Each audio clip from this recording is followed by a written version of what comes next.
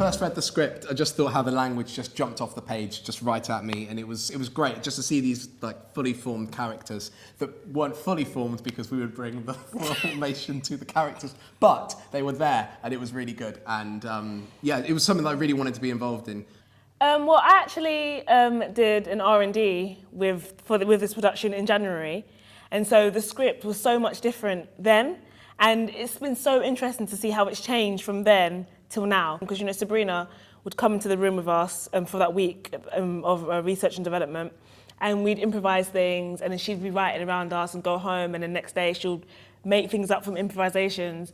Between January to now, which is August, that's about 8 months, it's so incredible to see how it's changed and shifted so dramatically. I just remember thinking, oh my gosh, like I wish I'd seen this when I was at school, and I think it would have really changed my attitudes, I think. When you read it and you look and you go, oh yeah, that was a thing. Like I'd completely forgot that happened at school, and then how not normal, how it's not normal. You wouldn't allow it in the workplace, so why is it in a school?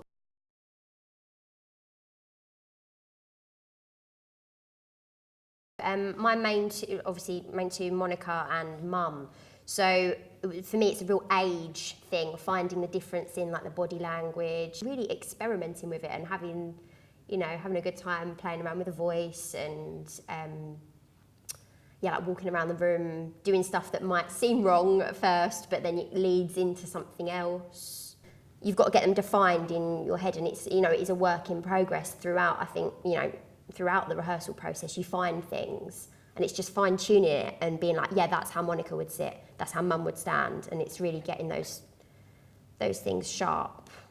Well, for me, I'm only playing one role, obviously, Layla, and what I need to work on is distinguishing the difference between Layla and Shanice, because there are so many similarities.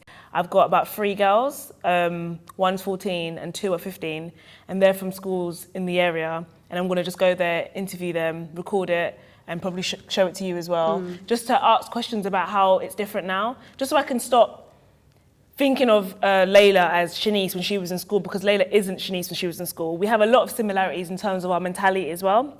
So I think sometimes it's easier to play a character that's further away from you than it is to play a character that is very, very similar to you.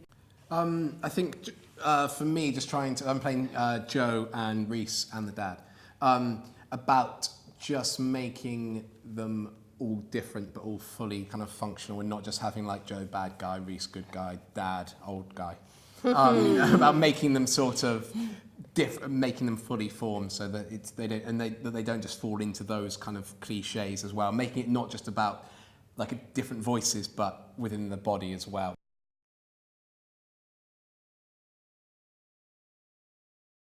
Well, the main technique that I brought into rehearsal is a lot of Stanislavski work. A lot of given circumstances and, imaginary work, working with my senses, what's just happened, what's going to happen. A lot of character work as well. A lot of character work. And I am will be starting to bring in some animal work and materials just to find Layla's walk a bit more, because I don't think I've found that yet. Kind of coming from like a Stanislavski sort of approach as well, but also like trying to kind of tap in like quite a lot with the world, or trying to find out about the world that exists now, I think. Like a lot of writing and diaries and bits like that around the situations that happen within the play, and kind of expanding on them and writing as a character and how it comes from there. Emma? I like a lot of improvisation. I find that's really helpful. So once you've kind of got an outline of who this character is from the text, taking those qualities and those things and looking at the scenes and seeing what could have happened just before this, or what's happened in their past, and like improvising some of that dialogue and seeing where it takes you to like a natural place. I think listening is a really big skill as well, and really hearing the different words in the rehearsal room and how they affect you as a character, and working out what those like hotspots are for your character and what really, pushes their buttons. So during the rehearsal process, we've worked with loads of different people. They've come in and looked at the show from different angles, so from like lighting perspectives, like the design, voice, movement. We've covered loads of stuff. I really enjoyed working with Anna Morrissey on the movement kind of side of things. It really helped, like it really freed up the body. So we were looking at different ways of something called viewpoints. So how we're moving around the space, stopping and going, and using all your body. And it kind of helped us with our work as an ensemble as well, when we're all moving around the space together at points when we're moving the set around and stuff. So I thought that was quite good. We had Joel Trill come in to talk about voice and to work with us finding character and freeing the voice as well, talking about resonance and about how to resonate within different parts of your body so that the sound can come out freer and in different parts as well.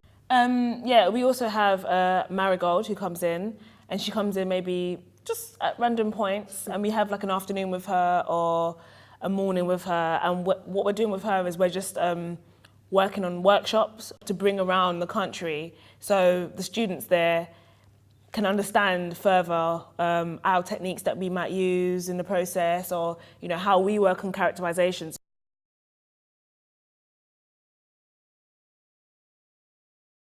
I'm feeling really good about taking the show on tour. I'm looking forward to going to loads of different venues and different spaces and seeing what it's like and the reaction that we get from the different audiences as well, and the size that we might have. So maybe it's like in a really big school, or maybe it's a smaller one, and the different I'm looking forward to hearing the different responses as well and finding out how it hits specific places. I'm really excited to go on tour. I've never been on tour before, and this is the first proper production that I've been in since leaving drama school, so really excited. However, a little anxious about some of the spaces. We have a 5x5, I think it's meters, isn't it? Yeah. Stage that we're going to perform on. No matter where we take the show, that is the size of our playing area. However, some of the stages will be larger than that and possibly have loads of audience members, and it's just about altering your voice to fit each venue. I've not done a tour either before, so I'm really looking forward to that, and travelling about and meeting loads of different people. That's going to be really cool. It's going to be really nice to focus on one thing but still have that spontaneity of being in different places. And I think that's quite like the beauty of a tour. It keeps it fresh.